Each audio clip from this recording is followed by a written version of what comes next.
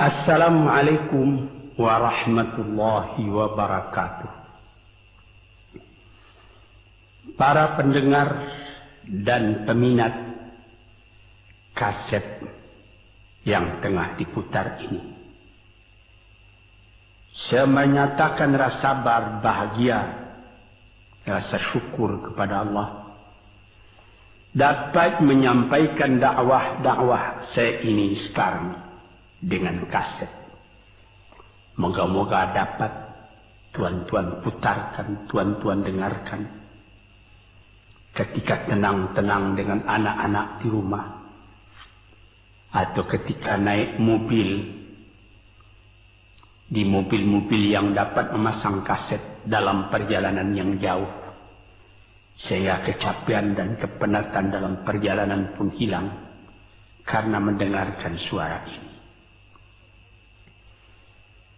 Yang akan jadi cerita saya pada hari ini adalah apa yang pernah kejadian di zaman Nabi kita Muhammad sallallahu alaihi wasallam. Di dalam riwayat ada diceritakan bahwa pada suatu hari, kira-kira pukul 9 pagi sepenggalah matahari naik, Rasulullah sallallahu alaihi wasallam berjalan dari rumahnya, dari biliknya, menuju ke dalam masjid beliau yang mulia di Madinah. Ketika itu biasanya ada juga orang yang sembahyang di masjid, sembahyang sunat duha. Tapi umumnya masyarakat sudah keluar dari rumahnya pagi-pagi, bekerja menurut bidang masing-masing. Yang pergi bertani, yang pergi berniaga, yang pergi mengembalakan unta atau kambingnya. Tinggallah beberapa orang saja. Beliau lihat di sudut masjid ada satu orang pemuda sedang duduk tafakur termenung. Mukanya kelihatan muram saja, menunjukkan kesedihan yang terpendam di dalam hatinya. Rasulullah mendekat kepada pemuda yang tafakur itu. Setelah dilihatnya Rasulullah datang, dia pun menengadahkan muka. Rasulullah pun bertanya, "Mengapa di saat begini engkau duduk tafakur dalam masjid? Dan wajahmu kelihatan ada menampakkan kesedihan atau muram durja. Apakah yang engkau derita sekarang ini?" Jadi pemuda tadi menjawab, "Hazanun lazimatni ya Rasulullah wa duyunun." Artinya, aku ditimpa duka cita ya Rasulullah karena utang. Rupanya orang ini berutang. Utang telah lama, janji sudah dekat, persediaan buat membayar belum ada. Itu yang saya menungkan di sini ya Rasulullah. Dengan senyum Rasulullah menjawab, "Sudikah engkau kalau aku ajarkan kepadamu suatu bacaan? Apabila bacaan ini, yaitu berupa doa, engkau baca pagi-pagi, dan nanti petang-petang pun engkau baca pula dengan hati khusyuk, insya-Allah hutangmu itu akan terbayar." Tentu pemuda tadi dengan besar hati menjawab, "Tentu ya Rasulullah. Aku senang sekali kalau dapat engkau ajarkan kepadaku apakah doa itu." Lalu Rasulullah membacakan, mengajarkan kepada pemuda itu doa ini. Inilah yang akan saya bacakan pula, mudah-mudahan kita semuanya dapat pula mengambil bacaan ini menjadi bacaan kita. Kita baca pagi, kita baca petang. Apa bunyinya? Allahumma inni a'udzubika minal hammi wal hazani wa a'udzubika minal ajzi wal kasli wa a'udzubika minal bukhli wal jubni wa a'udzubika min ghalabatid daini wa qahrir rijal. Sebelum kita uraikan atau kita tafsirkan artinya satu demi satu, baik kita artikan secara keseluruhan lebih dulu. Artinya ialah, ya Tuhanku, aku berlindung kepada Engkau daripada ini. Lalu disebut 8 banyaknya. Yang pertama, aku berlindung kepada Engkau daripada duka cita, daripada kesusahan dan duka cita. Susah dan duka cita, sudah 2. Dan aku berlindung kepada Engkau daripada malas, daripada lemah dan malas, jadi 4. Dan aku berlindung kepada Engkau daripada bakhil, berat mengeluarkan wang, dan daripada pengecut atau penakut, sudah 6. Dan aku berlindung kepada Engkau daripada pengaruh berutang dan daripada kekuasaan orang lain atas diri kita, sehingga kita tidak mempunyai kemerdekaan pribadi lagi. Inilah 8 yang diminta kepada Tuhan. Moga-moga kita jangan diserang oleh penyakit ini. Karena kalau ada ini penyakit yang 8 perkara, itu kita mempunyai pribadi yang lemah. Tidak mempunyai lagi personality yang dapat tegak. Padahal dalam didikan agama kita, tempat kita takut cuma satu, yaitu Allah. Yang lain tidak ada.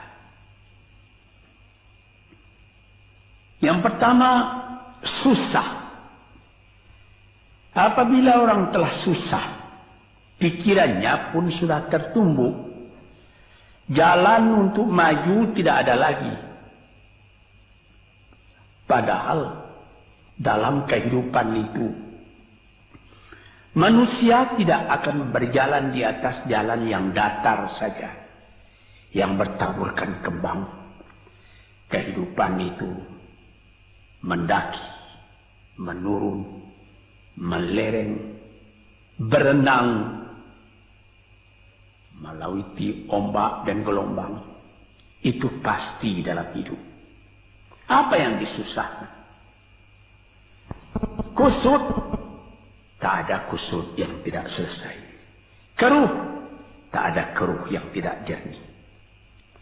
Apabila pikiran kita telah susah lebih dulu, maka gelaplah jalan yang kita tempuh ke muka dalam kehidupan tadi.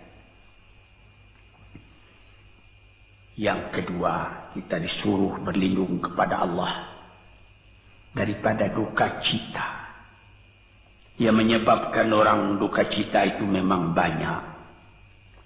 Misalnya, kehilangan barang yang disukai, kematian orang yang disenangi, bahaya yang datang dengan tiba-tiba. Orang yang ditunggu sudah lama tidak datang. Barang yang dicari tak bertemu. Dan lain-lain sebagainya. Lalu tumbuh hazan, duka cita. Kalau kesusahan menjadikan soal yang kita hadapi jadi kusut, kedukaan menyebabkan jalan yang kita tempuh jadi gelap. Nah, ini 2 dua hal yang bisa menghambat, menjadi rintangan bagi manusia di dalam kehidupannya. Lalu yang ketiga, aku berlindung kepada Engkau ya Allah minal ajaz. Lemah. Lemah apa? Lemah pikiran. Tidak ada energi lagi. Tidak ada inisiatif lagi. Menyerah saja. Lemah. Belum dihadapi suatu soal, hati lebih dulu sudah lemah. Merasa itu soal terlalu besar. Padahal kalau dihadapi, tidak ada kusut yang tidak terselesaikan. Tidak ada keruh yang tidak terjadikan. Yang lebih berbahaya lagi. Yang keempat, apa? Malas. Kalau sudah malas, apa yang akan dikerjakan lagi? Kita duduk saja termenung-menung dalam kemalasan. Lalu angan-angan banyak, cita-cita mati. Angan-angan hendak terbang, padahal sayap tidak ada. Angan-angan hendak mempunyai ini, hendak mempunyai itu, hendak mempunyai Mercedes-Benz, hendak mempunyai rumah besar. Tapi ikhtiar tidak ada. Sebab itu ada pepatah dari orang tua-tua kita di zaman dulu. Dikatakannya, mati, ini di zaman penjajahan dulu nih. Mati Belanda karena pangkat katanya. Mati Cina karena kaya katanya. Mati Keling karena makanan katanya. Mati Melayu atau Indonesia karena angan-angan. Ini dia. Angan-angan karena malas saja, berangan-angan. Tapi malas. Jadi tidak jadi. Dan itu membentuk juga kepada diri kita. Orang pemalas itu jalannya lunglai saja. Matanya muram saja. Tak jauh dia memandang. Nah, ini penyakit. Itu 4 penyakit. Lantas dikatakannya lagi yang nomor 5 dan nomor 6. Wa a'udzubika minal bukhli wal jubni. Dan aku berlindung kepada Engkau daripada bakhil dan pengecut. Ini lebih berbahaya lagi. Dikumpul-kumpulnya harta banyak-banyak. Maksudnya tadi hendak menguasai harta itu. Lama-lama dengan tidak disadarinya, harta itulah yang menguasai dia. Dia menjadi bakhil. Siang malam tidak ada kesenangan, cuma sibuk cari uang, cari uang, cari uang. Kemudian simpan banyak-banyak.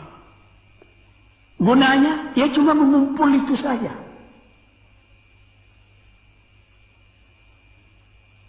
Akhirnya, berapa banyaknya orang yang mengumpul harta banyak-banyak, faidahnya tidak didapatnya. Saya ingat cerita dahulu 40 tahun yang lalu ketika saya masih tinggal di kota Medan.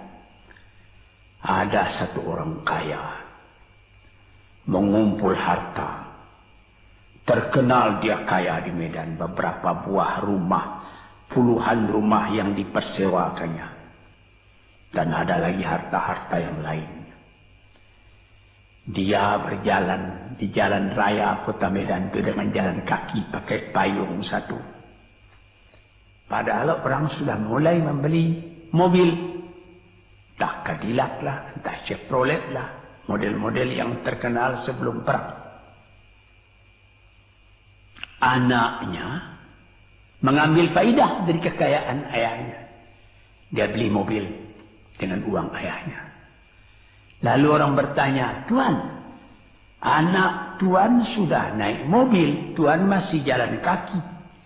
Apa jawab si bakhil tadi? Saya anak orang miskin, anak saya anak orang kaya, katanya. Nah, inilah orang yang bukan lagi mencari harta buat menguasai harta itu, tetapi dia mencari harta buat dikuasai oleh harta itu.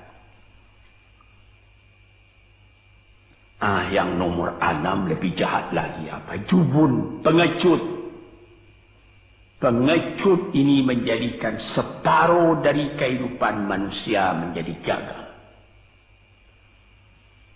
Ada pepatah orang, kalau engkau berniaga atau berusaha, meskipun modalmu tadinya tidak ada, asal engkau berani, itulah modal utama dalam hidup.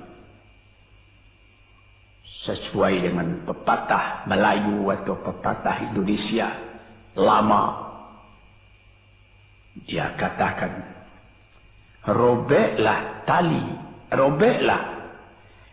putuslah tali layang-layang, robek kertas tentang bingkai. Hidup jangan mengepalang, tidak kaya berani pakai. Hidup jangan mengepalang, tanggung-tanggung jangan. Tidak kaya berani pakai. Keberanian itu adalah modal. Sebab itu kalau orang rugi berniaga, itu belum rugi. Yang penting berani. Karena adat perniagaan itu tidak saja beruntung, rugi juga kadang-kadang. Tapi kalau keberanian yang hilang, separuh daripada kekayaan tadi sudah habis. Walaupun masih banyak ada, tapi keberanian tidak ada, separuh sudah habis. Akhirnya, walaupun kekayaan besar, tapi kepercayaan hilang, itu namanya habis, tidak ada lagi. Walaupun berjuta yang tinggal dalam tangan, tapi orang tidak percaya. Apa lagi artinya? Sebab itu yang pertama sekali modal itu keberanian menghadapi hidup. Ini 6. Yang ke-7 dan 8, wa a'udzu bika min ghalabatid daini wa qahri rijal, dan aku berlindung kepada Engkau ya Ilahi daripada pengaruh utang. Hutang itu, itulah anak muda yang duduk di sudut masjid tadi, dipengaruhi oleh utang. Sampai Rasulullah sendiri pun mengatakan, iyyakum wad-daina. Jagalah supaya kalau sedapat-dapatnya jangan sampai berutang.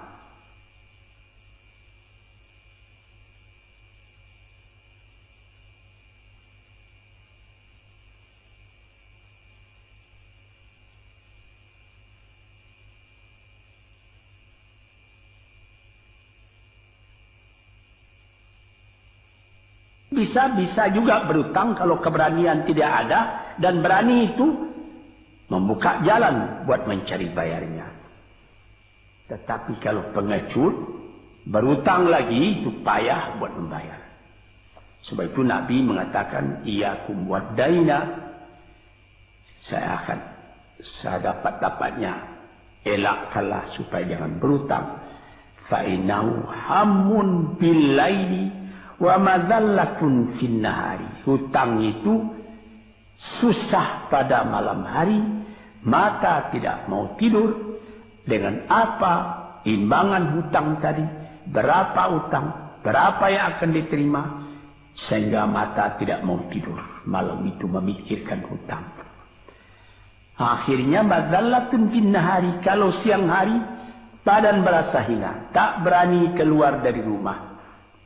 Kota Jakarta yang begitu besar, bersilang siur, jalan-jalan raya, jalan Tamrin, Diponegoro, Imam Bonjol, Cut Mutia, dan lain-lain nama jalan. Ada orang yang jalan itu bertambah lama, bertambah kecil jumlahnya. Kalau orang lain mempunyai 100 macam jalan, dia paling tinggi cuma 2 saja jalannya dapat jalani. Jalan dari rumahnya ke tempat yang tertentu. Ke lain dia tidak berani. Kenapa? Karena ada tempat dia berhutang.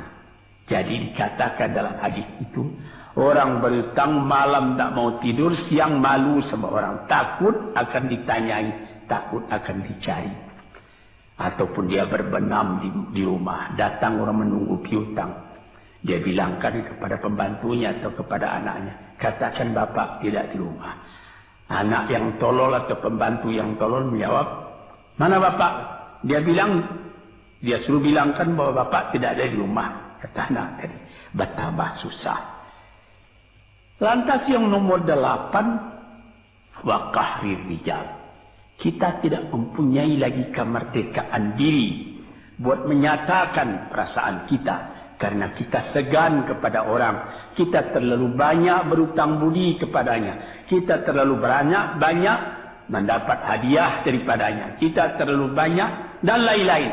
Sehingga mulut kita jadi tertutup. Tak dapat bercakap lagi. Ditekan oleh hutang budi kepada orang tadi. Kemerdekaan diri tidak ada lagi. Inilah 8 perkara yang ditunjukkan oleh Nabi Sallallahu Alaihi Wasallam kepada pemuda yang duduk tadi. Dapatlah kita mengambil pedoman dalam kehidupan kita sendiri bahwa yang amat penting lebih dahulu ialah kemerdekaan jiwa. Kalau sekiranya di dalam negara yang telah merdeka kita sama sekali menyorakkan, meliuk lambaikan kemerdekaan di mana saja kita pergi. Tapi banyak orang yang lupa negaranya telah merdeka, dirinya sendiri telah menjadi terjajah. Bukan Belanda, karena Belanda sudah lebih 30 tahun pergi meninggalkan negeri ini.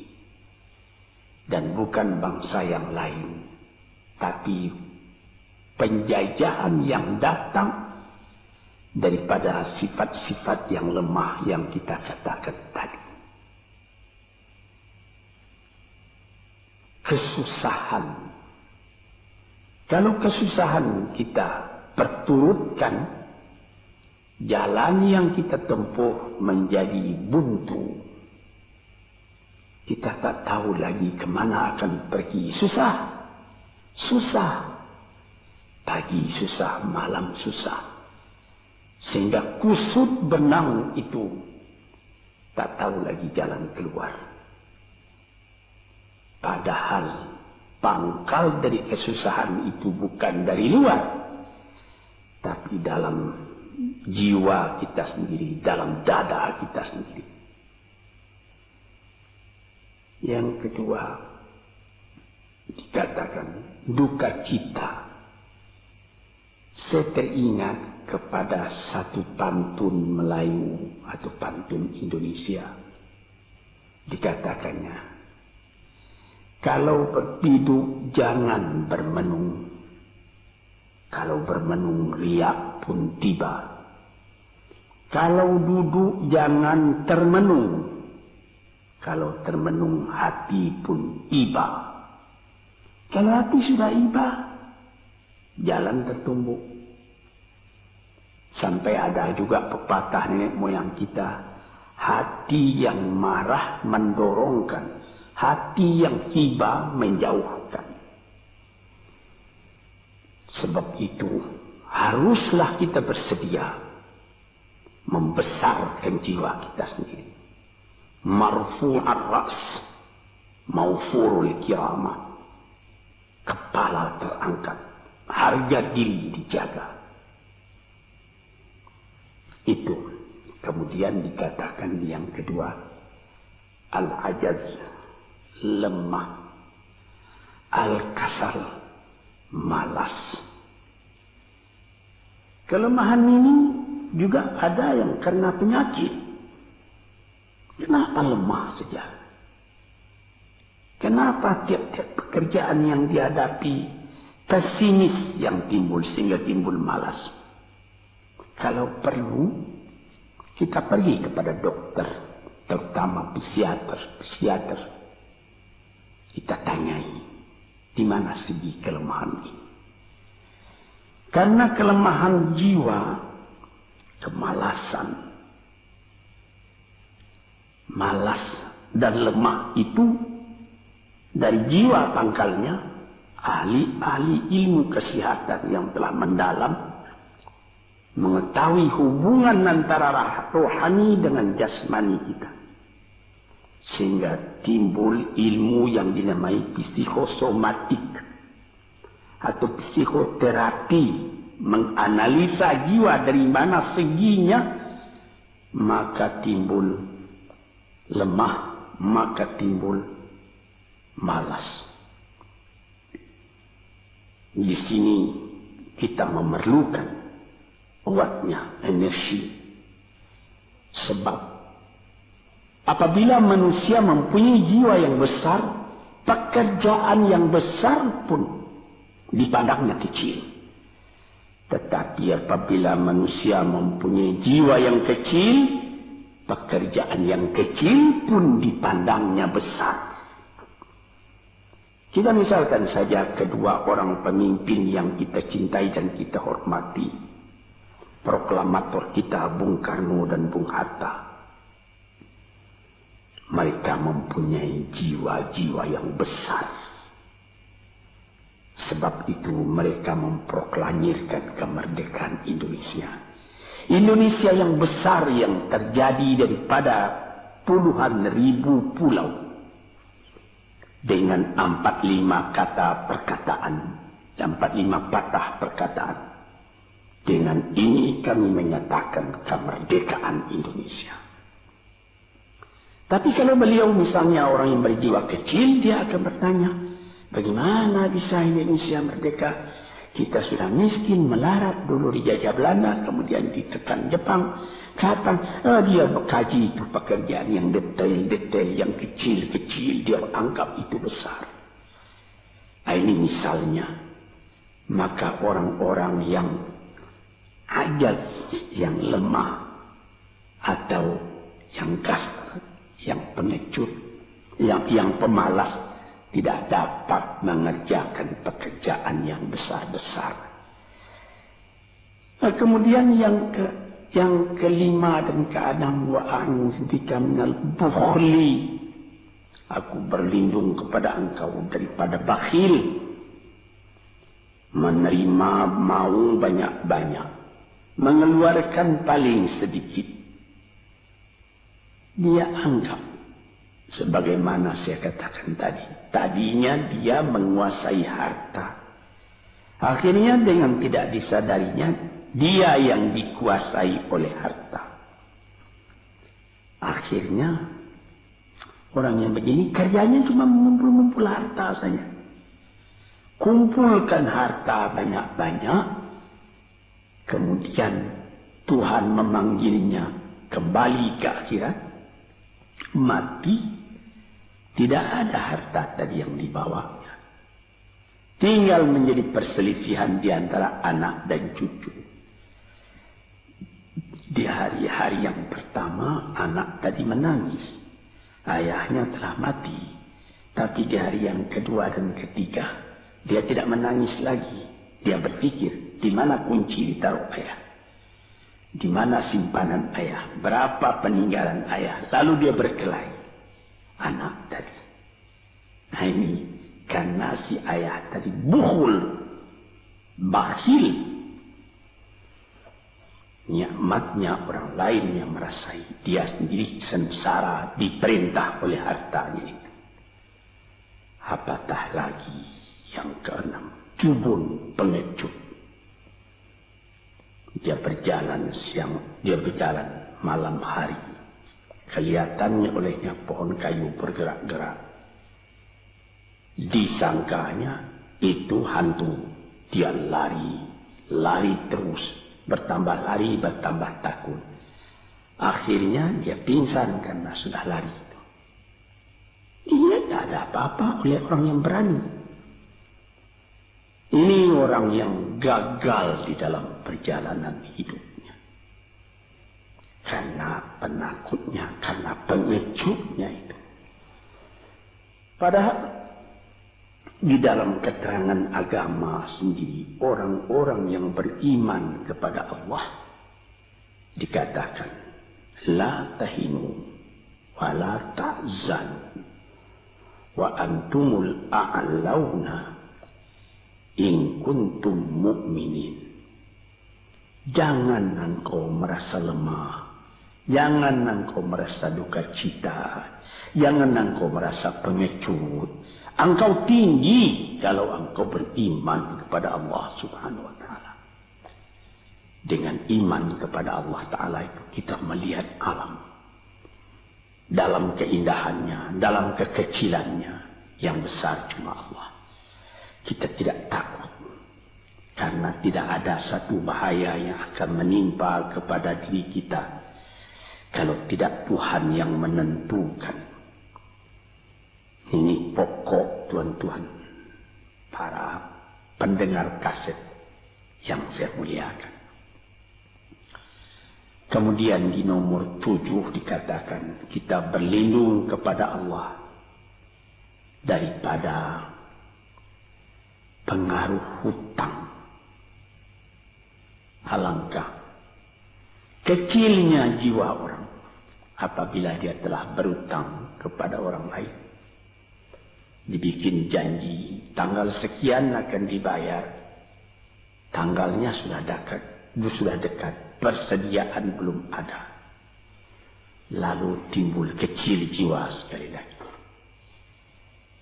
Apatah lagi qahri rijal yang nomor 8. Yang ke-8 sebagaimana telah kita uraikan tadi ialah qahri rijal, pengaruh orang lain kepada diri kita sendiri. Sehingga kita tidak berani lagi menyebut kebenaran.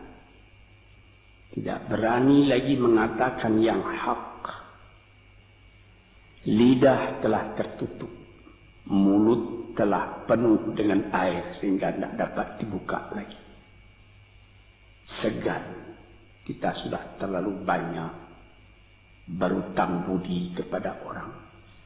Walaupun sudah jelas perbuatan orang itu salah misalnya, kita tidak berani lagi menegur. Dengan demikian timbullah di dalam masyarakat apa yang disebut dalam bahasa Arab munafik, yaitu lain di mulut, lain di hati. Hati mengatakan perbuatan orang ini salah, tapi mulut mengatakan, bagaimana pikiran saya? Bagaimana pendapat Tuhan sekarang tentang perbuatan saya ini? Baik Bapak, ini bagus Bapak, itu sudah betul Bapak. Padahal tidak. Ini kecelakaan yang nomor 8. Kita minta kepada Allah supaya kita dilepaskan dari pengaruh-pengaruh orang, pengaruh manusia. Sehingga kita tidak berani lagi menyebut apa yang benar itu. Padahal di dalam hadis dikatakan qulil haqq walau kana murran. Katakan yang benar itu walaupun pahit sekalipun. Ini murah menyebutnya, tetapi kalau jiwa sudah tertekan tidak berani menyebutnya lagi. Para pengikut kaset yang tercinta, itulah 8 perkara diperingatkan, dituliskan, diajarkan, disuruh hafal oleh Nabi kepada pemuda yang beliau dapati dan menunggu seorang diri tadi. Dengan patuh dia turuti kehendak Nabi, dia baca itu tiap pagi, dia baca itu tiap sore, dia pahamkan apa isinya. Lalu timbul energi baru dalam dirinya, semangat yang baru. Langit pun kelihatan cerah, bintang pun kelihatan berkelap-kelip, matahari pun kelihatan bercahaya, dan dia sudah melihat kehidupan ini dengan mata yang terang. Kemudian dia bertemu dengan Nabi, ya Rasulullah, saya mengucapkan terima kasih. Penyakit-penyakit tak ada pada diri saya lagi, utang saya sudah terbayar, dan saya akan memulai hidup yang baru. Inilah jawab dari pemuda tadi. Dan inilah jadi pedoman pula bagi kita kaum muslimin. Kalau kita terjadi pada diri kita beberapa hal, salah satu dari yang 8 perkara itu. Baca doa ini pagi, baca doa ini petang, lalu berusaha. Jangan cuma berdoa, berusaha, berdoa dan berusaha. Allah akan membukakan kepada kita pintu rahmatnya, memberikan nikmatnya yang berlipat ganda, sehingga segala sesuatu yang di kiri kanan kita menjadi kekayaan, menjadi inspirasi buat maju ke depan di dalam kehidupan ini. Bapak-bapak, saudara-saudara pendengar kaset yang saya muliakan, moga-moga pengaruh dari hadis ini, daripada doa ini masuk ke dalam diri saudara, dan saudara menjadi orang muslim dan merdeka yang sejati. Sekianlah pandangan saya. Moga-moga ada manfaatnya bagi para pendengar dan peminat kaset yang tercinta. Assalamualaikum warahmatullahi wabarakatuh.